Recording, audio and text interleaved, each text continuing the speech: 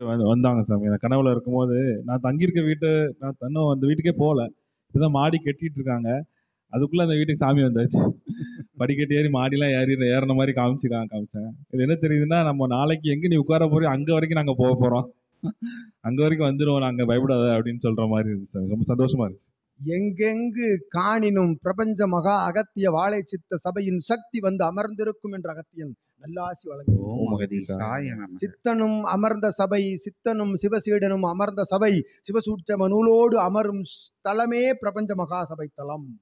ஓம் அகதீசாய நமக. எங்கு சீடர்கள் அமர்ந்திருந்த பொழுதும் அத்தலம் சிவமகா வாழை சித்த சபை தலமே என்ற அகத்தியன் உரை. ஓம் ஓம் அகதீசாய நமக. அகதீசாய நமக. அதுவே சரணாகதிக்கென்று தாரை வார்க்கின்ற அற்புத பரிசு, சிவப்பரிசு, அறிவு பரிசு, ஞான பரிசு, சூட்சம நூல் பரிசு என்ற அகத்தியன் வழங்கும். ஓம் அகதீசாய நமக. ஓம் அகதீசாய நமக.